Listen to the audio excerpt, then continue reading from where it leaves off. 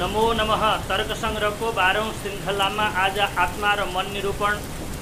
आत्माको विषयमा धेरै चिन्तन नगरौँ भने न्याय दर्शनसित अन्याय हुनेछ भने यहाँ मैले आत्माको ठुलो चिन्तन गरेँ भने तर्क संग्रहको मर्यादा टुट्नेछ। अतः म थोरै शब्दमा सानो चिन्तन गर्दछु।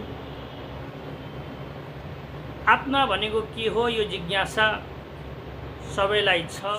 प्रत्येक व्यवहारमा हामीहरूले आफ्नो ज्ञान गरेका छौँ। म जान्छु, म खान्छु, म लगाउँछु। यहाँ म भनेर जो पनि भनिएको छ त्यसलाई नै आत्मा भनिन्छ।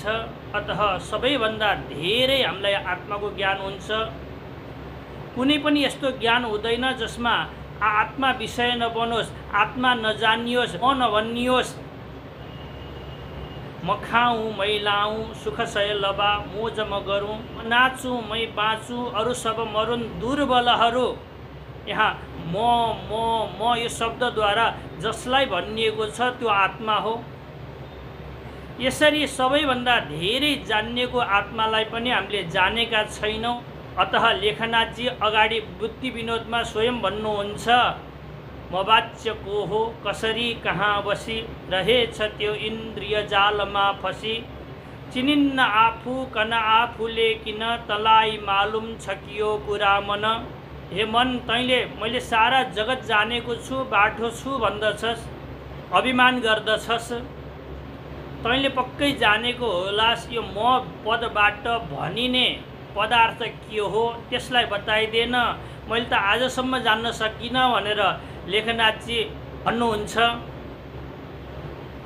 अतः यो आत्मा सबैभन्दा धेरै जानिएको छ तर पनि नजानिएको छ। नजानेका भए हामी आत्मासित यति उत्कृष्ट प्रेम गर्दैनथ्यौँ। जति हामीहरूले आत्मासित प्रेम गर्दछौँ त्यति अरू कसैसित गर्दैनौँ। मेरो अस्तित्व बनिराख्नु पर्दछ, म कहिले पनि समाप्त हुनु हुँदैन, म नहुँ यस्तो कहिले पनि नहोस्, हमेसा मेरो सत्ता बनिरहोस् भनेर मसित अत्यधिक प्रेम गरिन्छ। र अनि मलाई जानेपछि वास्तवमा साना साना विषयहरूसित झगडा नगर्नुपर्ने हो, तर साना विषयमा ठुलो झगडा पनि देखिन्छ। अतः आत्मालाई जानेर पनि हामीहरूले नजानेको व्यवहार गर्दछौँ। अभाने न परम प्रेम, भाने न विशेष प्रिया, अतो भानेपि अभाता असौ परमानन्दतात्मन। पञ्चदशीकार यसरी भन्नुहुन्छ, सबैभन्दा धेरै जानिएको आत्मा हो। यदि आत्मालाई जानिएको थिएन भने उत्कृष्ट प्रेम आत्मासित हुँदैन थियो। यदि आत्मालाई जानेका भए विषयको यति ठुलो चाहना हुँदैन थियो। अतः जानी पनि हामीले नजानेको व्यवहार गरेका छौँ। नेपालीमा भन्दछन्, हामीले बुझ पचाएका छौँ आत्माको विषयमा। तसर्थ यति धेरै शास्त्रहरूले, वेदका असंख्य मन्त्रहरूले, अनन्त सन्तहरूले बारम्बार बताउनु परेको छ। कुनै व्यक्ति यदि सुतेको छ भने चैत्र मैत्र नाम लिएर प्रेमसित एकचोटि मात्रै बोलाउनु भयो भने जुरुक्क उठ्दछ। तर कुनै व्यक्ति सुतेको छैन, निदाएको छैन, तर सुतेको बहाना गरेको छ भने त्यो व्यक्तिलाई उठाउन अत्यधिक गाह्रो हुन्छ। त्यस्तै प्रकारले शास्त्रहरूले धेरैचोटि भन्नु परेको छ, उत्तिष्ठत जाग्रत प्राप्य वरान् निबोधत, तस्मात् जागृहि जागृहि। यस प्रकारले हामीले आत्मालाई जान्दा जान्दै पनि नजानेको व्यवहार गरेका छौँ। अतः आत्मा जान्न जरुरी छ। त्यो आत्मा जनाउनको लागि नै यी दर्शन शास्त्रहरू बनेका हुन्। विशेष गरेर न्याय दर्शन आत्मालाई जनाउनको लागि नै बनेको हो। नियते गम्यते परमात्मा सामिप्यम प्राप्यते येन स इति न्याय। जसद्वारा परमात्माको सान्निध्य प्राप्त हुन्छ, परमात्मा सदृश बनिन्छ, त्यसलाई न्याय भनिन्छ। दृश्यते अनेन इति दर्शनम, जसद्वारा आफूलाई जान्न सकिन्छ त्यसलाई दर्शन भन्दछन्। न्यायञ्च असौ दर्शनञ्च इति न्याय दर्शनम, अर्थात् जसले परमात्मा जस्तै बनाइदिन्छ त्यसलाई न्याय दर्शन भन्दछन्। वेदले स्वयं भन्दछ निरञ्जनः सन् परमम साम्यम उपैति, अर्थात् मिथ्या ज्ञानको नाश भयो भने तो परब्रह्म परमात्मासित अत्यधिक परम सादृश्यलाई प्राप्त गर्न सकिन्छ। परमात्मा जस्तै बनिन्छ। त्यो बनाउनको लागि नै न्याय दर्शन बनेको हो। अतः न्याय दर्शनको अत्यधिक आवश्यकता छ। कसैले तर्कशास्त्रको अपमान गर्दछन्, तिनीहरूले श्रवण मनन निधिध्यासन भित्र रहेको मननको अपमान गरेका हुन्, वेदको अपमान गरेका छन्। अतः भगवान शङ्कराचार्य जस्ता व्यक्तिले पनि तर्कको कहिले पनि खण्डन गर्नु हुँदैन। तर्क प्रतिष्ठानादि सूत्रको व्याख्या गर्दा पनि तर्कको प्रति सम्मानित व्यवहार गर्नुहुन्छ। श्रुतिमतस्तर्कोनुसन्धीयताम, यो आशयलाई निकाल्नुहुन्छ। तर्क अर्थात् मननद्वारा जानिएको ज्ञान नै अपरोक्ष ज्ञान हुन्छ। त्यसले नै अपरोक्ष भ्रान्तिलाई निवृत्ति गर्दछ। भित्रबाट लागेको छ म देवदत्त हुँ, शरीर देवदत्त हो, अनि बाहिरबाट श्रुति अथवा प्रवचनहरूद्वारा तपाईँले जान्नुभयो भने त्यसलाई परोक्ष ज्ञान भन्दछन्। परोक्ष ज्ञानले भित्रबाट निक्लिएको भ्रान्तिलाई निवारण गर्न सक्दैन। अतः ज्ञान पनि भित्र रहेको ज्ञानलाई उत्पन्न गर्नुपर्दछ। त्यसको लागि सबैभन्दा ठुलो साधन तर्क हो। हाम्रो जन्म भएको पनि आफूलाई अर्थात् आत्मालाई जान्नको लागि हो, किनकि आत्मा सबैभन्दा श्रेष्ठ छ, सबैभन्दा राम्रो छ। सानामा हामीहरूलाई क खरा पढाउने बेलामा क पुरी क, भित्रबाटुलो ख, गाई गोडे ग, घर जस्तो घ इत्यादि प्रकारले पढाउँदै अगाडि बाटुलो ब, भकारी भ, अनि त्यसपछि के भन्यौँ हामीहरूले राम्रो म, अर्थात् मबाट बताइएको आत्मा हो। तर त्यो मको हामीले दुरुपयोग गर्दछौँ। कहिले घरमा लहरै चिप्काएका हुन्छौँ र घर भत्कियो भने म मरेँ भन्दछौँ, छोरा मरे भने म मरेँ भन्दछौँ। कहिले शरीरमा चिप्काएर शरीर कालो हुँदा म कालो छु, शरीर लामो हुँदा म लामो छु, अनि कहिले अरू पदार्थमा चिप्काएर म भोको छु इत्यादि प्रकारले मको हामीले अन्य पदार्थमा सम्बन्ध बनाएका छौँ, तादात्म्याध्यास गरेका छौँ। त्यही शरीरमा सरुवा रोग लाग्यो भने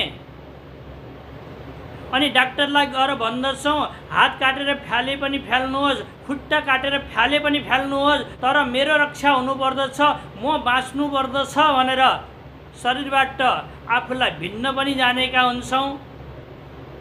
यस्तै ढुलुमुलु हाम्रो मको विषयमा ज्ञान छ। श्रुतिले पनि वेदले पनि मको विषयमा स्पष्ट शब्दमा भन्दैन। कहिले आत्मा वै जायते पुत्र भन्दै छोरो नै आत्मा हो भन्दछ। कहिले सभा एष पुरुष अन्नमय कोश, कहिले प्राणमय कोश, कहिले मनोमय कोश, कहिले विज्ञानमय कोश, कहिले आनन्दमय कोश भनेर तत्तत ठाउँमा आत्माको ज्ञान गराउँदछ। अतः जहिलेसम्म तपाईँले तर्क वितर्क गर्नु हुँदैन, चिन्तन गर्नु हुँदैन, त्यो दिनसम्म आत्मा जान्न सकिँदैन। अतः भनिन्छ वादे वादे जायते तत्त्वबोध। तर्क र वितर्क गरेर नै तत्त्वको बोध हुन सक्दछ, नत्र हुन सक्दैन।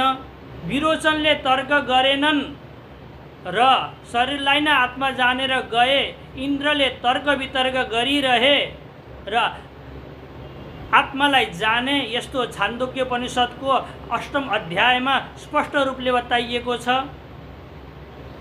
अतः तर्क अर्थात् चिन्तन अर्थात् मननद्वारा नै आत्मालाई जानियो भने त्यो जानकारी प्रत्यक्ष जानकारी हुन्छ आत्माको।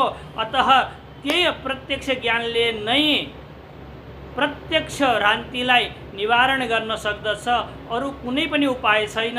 अब त्यो आत्मा के हो भन्नुहोला।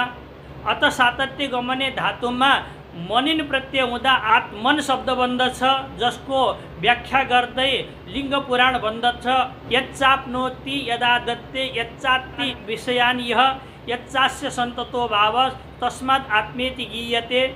यस प्रकारले आत्मालाई बुझ्न अझै अलि गाह्रो हुन्छ र अन्नम भट्टले तर्क सङ्ग्रहमा तर्कद्वारा सिद्ध सबैभन्दा जान्न सजिलो प्रकारले आत्माको निरूपण गर्नुहुन्छ। मूल हेर्नुहोस्, ज्ञानाधिकरणम आत्मा सद्विध जीवात्मा परमात्मा च इति तत्र ईश्वर सर्वज्ञ परमात्मा एक एव जीवात्मा प्रति शरीरम भिन्न विभुर्नित्यश्च। हजुरले पनि भन्नुहोस्, ज्ञानाधिकरणम आत्मा सद्विधः जीवात्मा परमात्मा चेति तत्र ईश्वर सर्वज्ञ परमात्मा एक एव जीवस्तु प्रति शरीरम भिन्न विभुर्नित्यश्च। अर्थात ज्ञानको अधिकरण आत्मा हो। ज्ञान जहाँ रहन्छ त्यसलाई आत्मा भन्दछन्। घैँटो देख्नुभयो भने घैँटोको ज्ञान हुन्छ, कसैले पढायो भने ज्ञान हुन्छ, बुट्टाहरू देख्नुभयो भने ज्ञान हुन्छ। त्यो ज्ञान कहाँ रहन्छ? आत्मामा रहन्छ। अतः ज्ञानको अधिकरण कुन भयो? आत्मा भयो। ज्ञान आधेय भयो, रहनेवाला भयो, आत्मा ज्ञानलाई राख्नेवाला भयो। अतः आत्मालाई के भन्दछन्? अधिकरण भन्दछन्। त्यो ज्ञानको अधिकरण कुन भयो? आत्मा भयो। ज्ञान जहाँ रहन्छ त्यही नै आत्मा हो। यो नै आत्माको निर्दुष्ट परिभाषा हो। नैयायिकहरूले आत्मामा ज्ञान मान्दछन्, किनकि आत्मा चेतन हुन्छ। जहाँ ज्ञान रहन्छ त्यो चेतन हुन्छ। वेदान्तादि दर्शनहरूले आत्मामा ज्ञान मान्दैनन्। अतः ह्री भ्री ध्री इति एतत् सर्वम मन एव। यसमा मन शब्दको अर्थ मनसी गर्छन् र सबै ज्ञान सुख दुःख इत्यादि सबै मनमा मान्दछन्। तर मनसी भन्नुभन्दा मनसा भन्दा उपस्थितिकृत लागु हुने भएको हुनाले मनद्वारा यी सबै ज्ञान हुन्छन्। तर त्यो ज्ञान कहाँ रहन्छ? आत्मामा रहन्छ। यस्तो नैयायिकहरूले राम्रो व्याख्या गर्दछन्। जहाँ ज्ञान रहन्छ त्यो चेतन हुन्छ। अतः आत्मा चेतन हुन्छ। मीमांसकहरूमा कसैले आधा आत्मामा ज्ञान मान्छन्, आधा आत्मामा ज्ञान मान्दैनन्। जुनकिरीको दृष्टान्त दिन्छन्। जसरी जुनकिरीमा आधामा प्रकाश हुन्छ, आधामा प्रकाश हुँदैन, त्यस्तै प्रकारले आत्मामा आधामा ज्ञान छ, आधामा ज्ञान छैन भनेर चिन्तन गर्दछन्। अर्ध कुक्कुटन न्याय भन्दछन् यसलाई। आधा कुखुरो सब्जीको लागि र आधा कुखुरो फुल पार्नको लागि तपाईँले राख्न सक्नु हुँदैन। त्यस्तै प्रकारले आत्मामा पनि आधामा ज्ञान छ, आधामा ज्ञान छैन भन्नु यो उचित हुँदैन। चारवाकहरूले आत्मा मान्नै खोज्दैनन्। अतः शरीर नै आत्मा हो भनेर टार्छन्। अनि हामीले भन्दछौँ ज्ञान कहाँ राख्ने त? त्यसो भए भन्दा उनीहरूले शरीरमा राखौँ भन्दछन्। तर शरीरमा पनि ज्ञान रहन सक्दैन, किनकि मृत शरीर पनि शरीर हो, त्यहाँ कुनै ज्ञान हुँदैन। अतः व्यवस्थित रूपले ज्ञानलाई कहाँ राख्न सकिन्छ? आत्मामा राख्न सकिन्छ। अतः नैयायिकहरूले ज्ञानको अधिकरण नै आत्मा हो भनेर मान्दछन्। त्यसैलाई ग्रन्थकार भन्नुहुन्छ ज्ञानाधिकरणम आत्मा। त्यो आत्मा दुई प्रकारको छ। एउटा जीवात्मा, अर्को परमात्मा।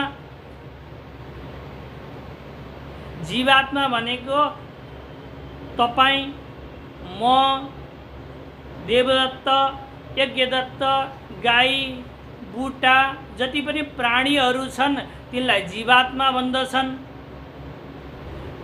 एउटा परमात्मा हुनुहुन्छ जसले यो सृष्टि गर्नुहुन्छ, स्थिति गर्नुहुन्छ, समय पुगेपछि प्रलय गर्नुहुन्छ।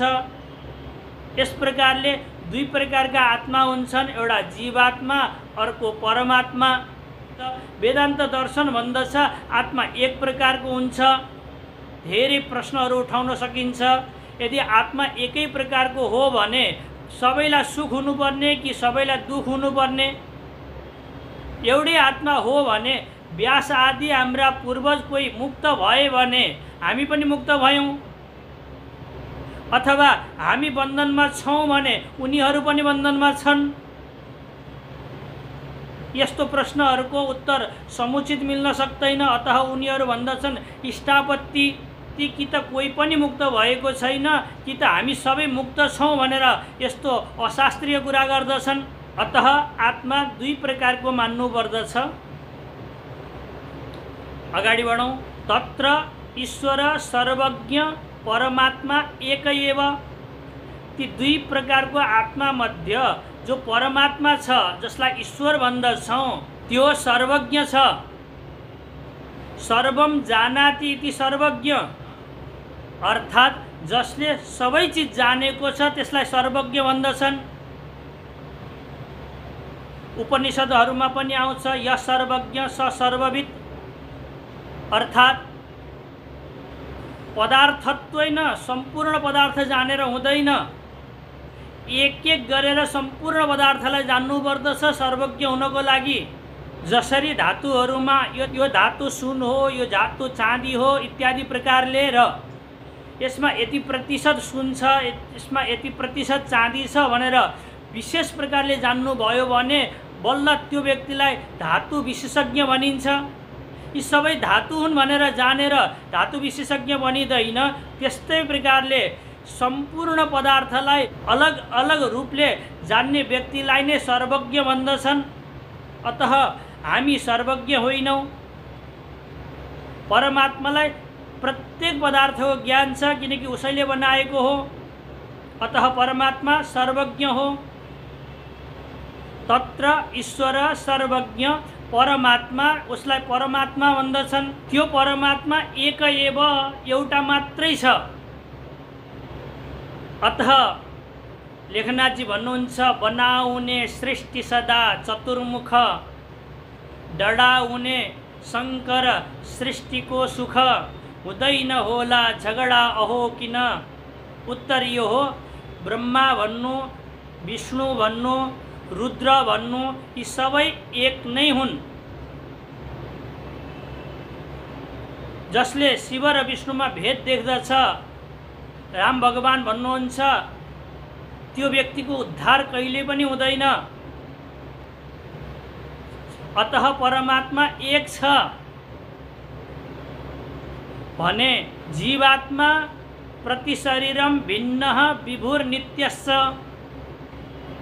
जीवात्मा प्रत्येक शरीरमा अलग अलग शरीरमा भिन्न भिन्न छ। हजुरको जीवात्मा अलग हो, मेरो जीवात्मा अलग हो, कमिलाको जीवात्मा अलग हो, बुटुको जीवात्मा अलग हो। यस प्रकारले जीवात्मा जति जीव छन् त्यतिवटा छ। अतः भिन्न भिन्न छ। अनि त्यो जीवात्मा विभु छ, व्यापक छ। सम्पूर्ण मूर्त द्रव्य अर्थात् पृथ्वी, जल, तेज, वायु र मन यीसित छोइएको छ। अतः यो आत्मा विभु हो। मैले अलि अस्ति नै चिन्तन गरेको थिएँ, जसरी सिसाको डब्बा घाममा लिएर हिँड्नुभयो भने अलग अलग ठाउँमा अलग अलग घामको प्रवेश भएको हुन्छ। त्यस्तै प्रकारले यो शरीर तपाईँले यहाँबाट गण्डकीसम्म लिएर जानुभयो भने अलग अलग ठाउँको आत्माको प्रवेश भएको हुन्छ। अतः जीवात्मा विभु छ। वास्तवमा भन्ने हो भने चारवाकले आत्माको चिन्तनै गर्न चाहँदैन र शरीर नै आत्मा हो, इन्द्रिय नै आत्मा हो, मन नै आत्मा भनेर टार्ने काम गर्दछ। आत्माको चिन्तन गर्ने बौद्धहरूले आत्माको नै खण्डन गर्दछन्। अनि हामीहरू भन्ने गर्दछौँ खण्डन गर्ने व्यक्ति त होला नि, अत आत्मालाई मान्नुपर्दछ। आत्माको चिन्तन गर्ने जैन दर्शनले मध्यम परिणामी आत्मालाई मान्दछ, अर्थात् कमिलो हुँदा कमिलो जत्रो आत्मा हुन्छ, हात्ती हुँदा ठुलो हात्ती जत्रो आत्मा हुन्छ, बुटो हुँदा बुटो जत्रो आत्मा हुन्छ। जत्रो जत्रो शरीरको आकार हुन्छ त्यति नै ठुलो आकारवाला आत्मालाई मान्दछन्। हामीहरूले भन्दछौँ जुन कुनै बीज परिणामवाला हुन्छ, बीजको आकारवाला हुन्छ, त्यो सबै नाशवान हुन्छ, अत आत्मा नष्ट हुनुपर्दछ भन्दा उनीहरू उत्तर दिँदैनन्। अतः आत्मालाई नित्य मान्नको लागि कि त सबैभन्दा ठुलो मान्नुपर्दछ कि त सबैभन्दा सानो मान्नुपर्दछ। शुद्धाद्वैती वल्लभाचार्यले आत्मालाई सबैभन्दा सानो मान्नुहुन्छ। हामीहरू भन्दछौँ यदि आत्मालाई परमाणु स्वरूप मान्ने हो भने नित्य त हुन सक्दछ, तर परमाणु अत्यन्त सानो भएको हुनाले परमाणुमा रहेको कुनै पनि गुणको ज्ञान हुँदैन। अतः परमाणु स्वरूप आत्मामा रहेको सुख दुःखको ज्ञान नहुने आपत्ति आउँछ। चारवाग जैन बौद्ध र शुद्धाद्वैतलाई छोडिदिनु भयो भने अरू सबै दार्शनिकहरूले आत्मालाई विभु मान्दछन्। अतः यहाँ लेखिएको छ विभु छ आत्मा, अनि यो आत्मा कहिले पनि नष्ट हुँदैन, नित्यश्च, आत्मा नित्य पनि छ। यो शरीर हुनुभन्दा पहिला पनि आत्मा थियो र शरीर नष्ट भएपछि पनि आत्मा रहिरहन्छ। नचिकेताको एयम प्रेते विचिकित्सा मनुष्य अस्तित्वके नायम अस्तित्व चैके, यस प्रकारको प्रश्न हुँदा मरेपछि आत्माको अस्तित्व रहन्छ कि रहँदैन भनेर सोद्धा यमराजजी कठोपनिषदको उपदेश दिनुहुन्छ। अतः मरेपछि पनि आत्माको अस्तित्व रहन्छ। अतः आत्मा नित्य छ। जीवात्मा प्रत्येक शरीरमा भिन्न छ, विभु छ र नित्य छ। परमात्मा एक छ। यस प्रकारले सामान्य अर्थ हामीले लगायौँ। अब पदकृत्य सहितको विशेष अर्थ लगाउँदछौँ। मूलमा हेर्नुहोस्, ज्ञानाधिकरणम आत्मा लेखिएको छ। यसबाट आत्माको लक्षण बन्दछ ज्ञानाधिकरणत्वम आत्मनो लक्षणम। ज्ञानको अधिकरण जुन हुन्छ त्यो नै आत्मा हुन्छ। ज्ञान कहाँ रहन्छ? आत्मामा रहन्छ। अतः ज्ञानाधिकरण कुन भयो? आत्मा भयो। ज्ञान आधेय भयो भने अधिकरण कुन भयो? आत्मा भयो। अतः ज्ञानाधिकरणत्व कहाँ गयो? आत्मामा गयो। आत्माको लक्षण आत्मामा गयो, लक्षण समन्वय भयो। गन्धवत्वम शीतस्पर्शवत्वम उष्णस्पर्शवत्वम झैँ ज्ञानाधिकरणत्वम नभनेर ज्ञानवत्वम आत्मनो लक्षण यस्तो छोटो लक्षण बनाएका भए पनि हुन्थ्यो। यस्तो प्रश्न हुन सक्दछ। त्यसको उत्तरमा भनिन्छ दुई प्रकारका सम्बन्ध हुन्छन्, वृत्ति नियामक र वृत्ति अनियामक। जस्तै यो कपडालाई मैले यो हातमा राखेँ भने कपडा कहाँ छ? हातमा छ। अधिकरण कुन भयो? हात भयो। आधेय कुन भयो? कपडा भयो। अतः यो वृत्ति नियामक सम्बन्धले आधार र अधिकरण भाव हुन्छ। अब यहाँ हेर्नुहोस्, यहाँ पनि संयोग छ, तर कुन हातमा कहाँ रहेको छ यो थाहा छैन। अतः आधार अधिकरण भाव नभएको हुनाले यो संयोग सम्बन्धलाई वृत्ति अनियामक भन्दछन्। वृत्ति नियामक सम्बन्धद्वारा नै ज्ञानको अधिकरण लिइयोस्, यसको लागि यहाँ अधिकरण शब्द लेखिएको हो। यसरी हामी न्यायबोधिनी टीकामा चिन्तन गरौँला। अतः ज्ञानाधिकरणत्वम आत्मनो लक्षणम, यस्तो लक्षण बन्दछ। ज्ञान कहाँ रहन्छ? आत्मामा रहन्छ। ज्ञानाधिकरण कुन भयो? आत्मा भयो। ज्ञानाधिकरणत्व कहाँ गयो? आत्मामा गयो। अतः यसरी आत्माको लक्षण बन्यो। अब पदकृत्य हेर्नुहोस्, ज्ञानाधिकरणेति भूतलादि वारणाय ज्ञानेति, अर्थात् ज्ञान पद हटाइदिने हो भने केवल अधिकरणत्वम आत्मनो लक्षणम, यस्तो लक्षण बनाउने हो भने ज्ञानको अधिकरण आत्मा हुन्छ भने घटको अधिकरण कुन हुन्छ? भूतल हुन्छ। अधिकरण कुन कुन भए? आत्मा पनि भयो, भूतल पनि भयो।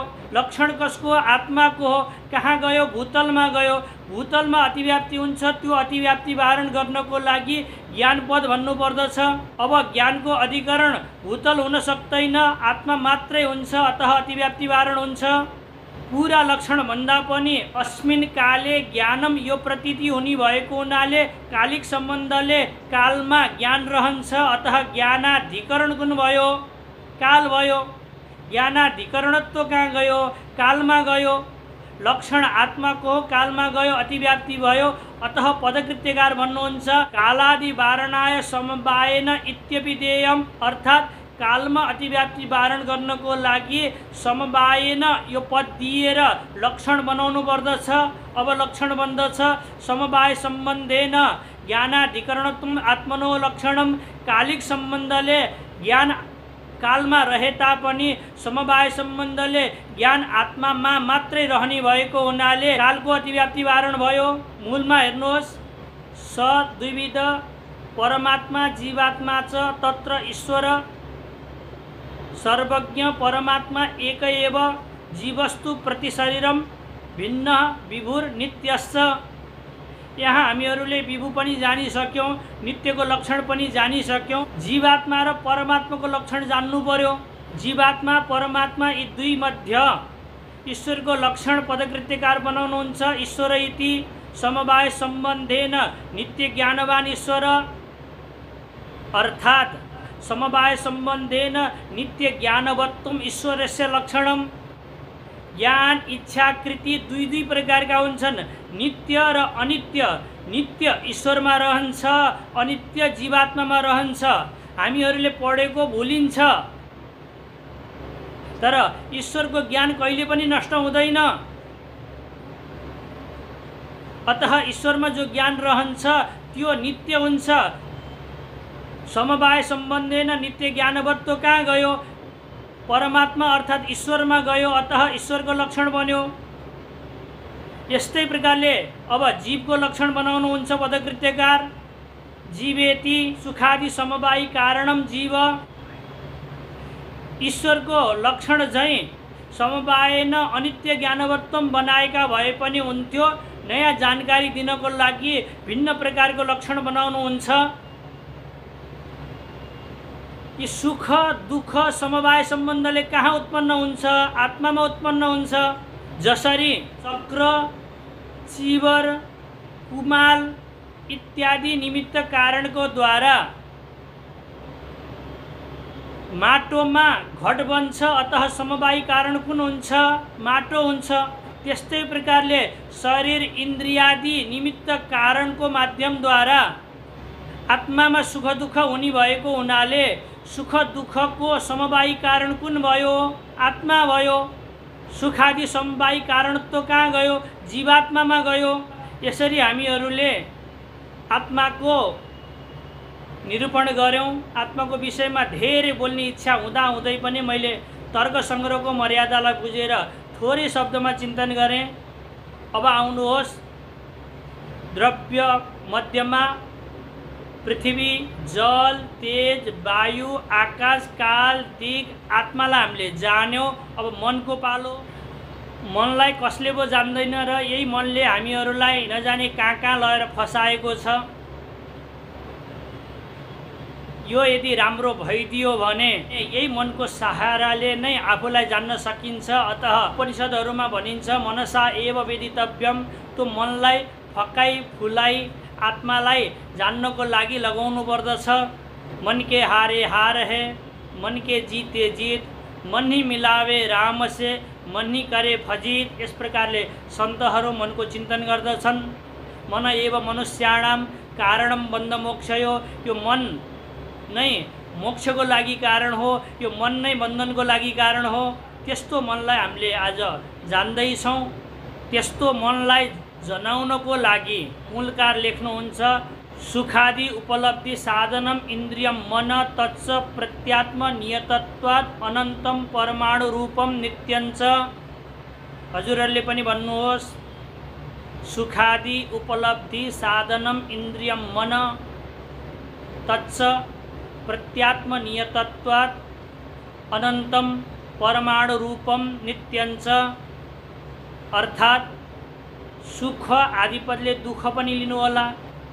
सुख दुःखको उपलब्धि भनेको साक्षात्कार, साक्षात्कार भनेको अनुभव, तो अनुभव गराउनको लागि साधन भनेको कारण कुन हुन्छ? घ्राणेन्द्रियले गन्धको ज्ञान गराउँदछ, रसनेन्द्रियले रसको ज्ञान गराउँदछ भने मन इन्द्रियले सुख दुःखको ज्ञान गराउँदछ। अतः सुखादि उपलब्धिको साधन कुन भयो? मन भयो। तच्च प्रत्यात्म नियतत्वात् अनन्तम, अर्थात् तद भनेको त्यो मन च वाक्यालङ्कारको लागि हो। प्रत्यात्म नियतत्वात् भनेको प्रत्येक आत्माको लागि एक एक चाहिने भएको हुनाले जतिवटा आत्मा छन् त्यतिवटा मन चाहियो।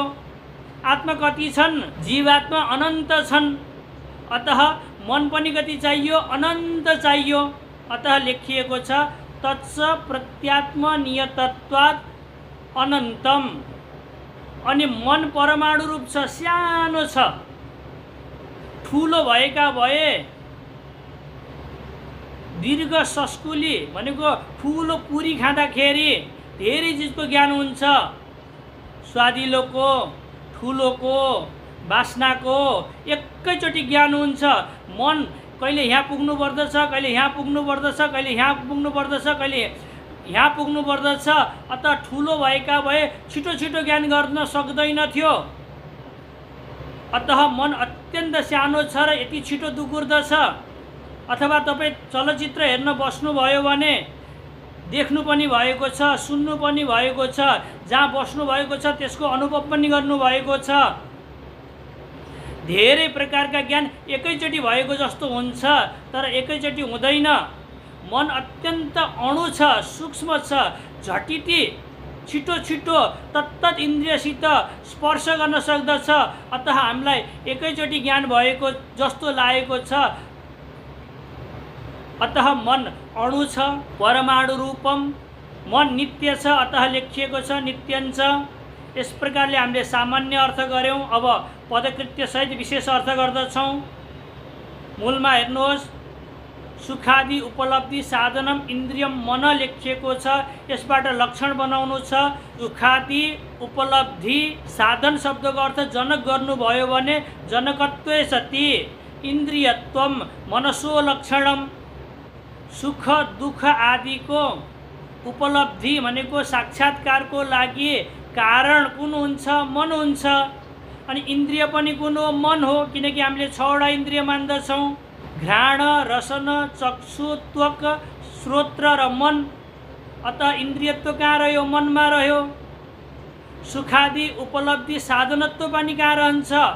मनमा रहन्छ। किनकि मनले नै सुख दुःखको साक्षात्कार गर्दछ।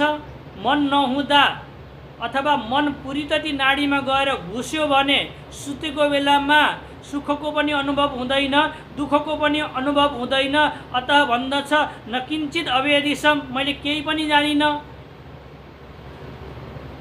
अतः सुख दुःखको ज्ञान गर्नको लागि पुरीतति नाडीबाट बाहिर मन निक्लिएको हुनुपर्दछ। सुखादि उपलब्धि साधनत्व पनि मनमा गयो, इन्द्रियत्व पनि मनमा गयो। अब पदकृत्य हेर्नुहोस्। सुखेति आत्ममन संयोगादि वारणाय इन्द्रियमिति।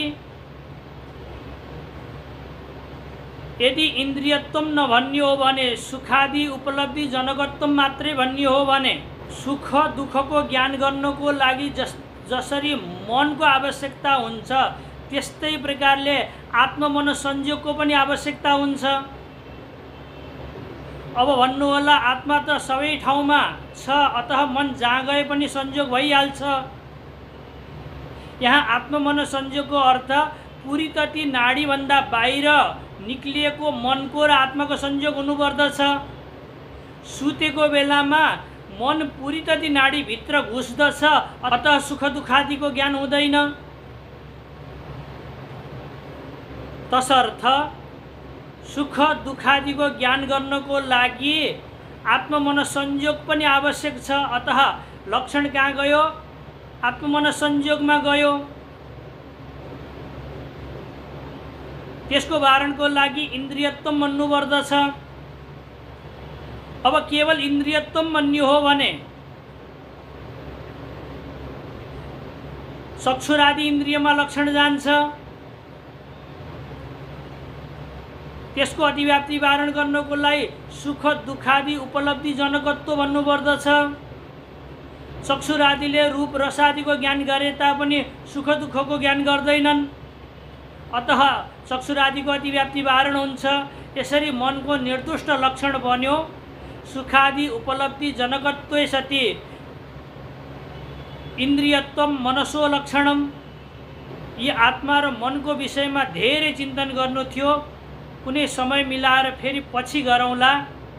आज यति नै गरौँ। यसरी हामीहरूले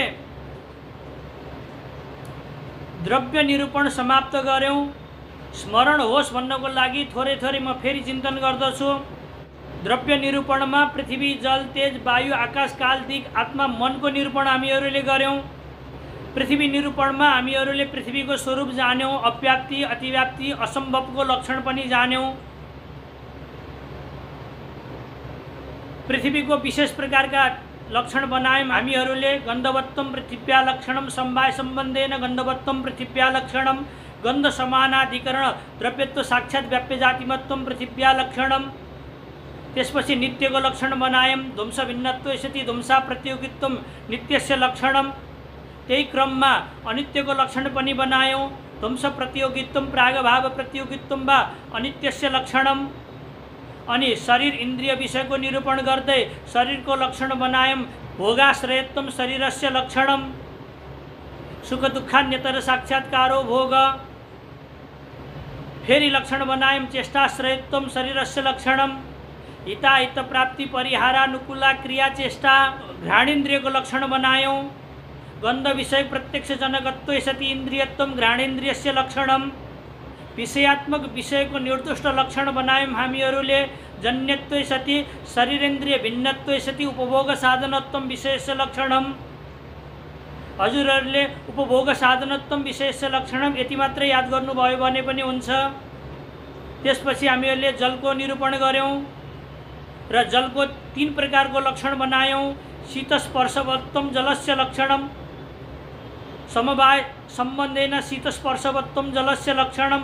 शीतस्पर्श समानाधिकरण द्रव्यत्व साक्षात् व्याप्य जातिमत्वम जलस्य लक्षणम। जलीय रसेन्द्रियको निरूपण गऱ्यौँ। रस विषय प्रत्यक्ष जनकत्व सति इन्द्रियत्वम रसेन्द्रियस्य लक्षणम। त्यसपछि हामीहरूले तेजको निरूपण गऱ्यौँ। तेज निरूपणमा विशेष प्रकारले भौम दिव्य औदर्य आकरज यी 4 प्रकारका विषयलाई जान्यौँ। अनि तेजको लक्षण बनायौँ। उष्णस्पर्शवत्वम तेजसो लक्षणम। समवाय सम्बन्धेन उष्णस्पर्शवत्वम तेजसो लक्षणम। उष्णस्पर्श समानाधिकरण द्रव्यत्व साक्षात् व्याप्य जातिमत्वम तेजसो लक्षणम। त्यसपछि वायुको निरूपण गऱ्यौँ। वायु निरूपणमा विशेष प्रकारले प्राणलाई जान्यौँ। वायुको लक्षण बनायौँ हामीहरूले। रूपरहितत्व सति स्पर्शवत्वम वायुर्लक्षणम। अपागज अनुष्णा शीत स्पर्श समानाधिकरण द्रव्यत्व साक्षात् व्याप्य जातिमत्वम वायु लक्षणम। अनि पदकृत्यमा प्राण अपान व्यान समान उदानको विशेष प्रकारको जानकारी लियौँ। आकाशको निरूपण गऱ्यौँ। शब्दवत्वम आकाशस्य लक्षणम भने पनि हुन्थ्यो, तर पनि हामीहरूले शब्दगुणकत्वम आकाशस्य लक्षणम बनायौँ। पदकृत्य टीकामा हामीहरूले सर्वमूर्त द्रव्य संयोगित्वम विभोर लक्षणम यस प्रकारले विभुको लक्षण जान्यौँ। त्यसपछि हामीहरूले काललाई जान्यौँ। पदकृत्य सहित निर्दिष्ट लक्षण बनाएका थियौँ। विभुत्व सति अतीतादि व्यवहारा साधारण निमित्त कारणत्वम कालस्य लक्षणम। त्यसपछि दिशाको निरूपण गऱ्यौँ। पूर्व पश्चिम उत्तर दक्षिणको मैले विशेष व्याख्यान गरेको थिएँ। पदकृत्य टीका सहित दिशाको लक्षण बनायौँ। विभुत्व सति प्राच्यादि व्यवहारा साधारण निमित्त कारणत्वम दिशो लक्षणम। अनि आज हामीहरूले आत्माको निरूपण गऱ्यौँ र मनको निरूपण गऱ्यौँ। आत्मामा आत्माको लक्षण परमात्माको लक्षण र जीवात्माको लक्षण जान्यो, मन निरूपणमा मनको लक्षण जान्यो। यति पदार्थहरू मैले जति लक्षणको उल्लेख गरेँ, यिनी लक्षणहरूलाई याद राखिदिनु होला र यो मूललाई पनि याद गरिदिनु भयो भने अगाडि पदकृत्यमा सजिलो हुन्छ र जीवनको यात्रा अत्यधिक सजिलो हुनेछ। अतः द्रव्य निरूपणमा थोरै चिन्तन गरेका छौँ, यसलाई याद गर्नुहुन्छ भन्ने विश्वासमा छु। हरि ओम तत्सत।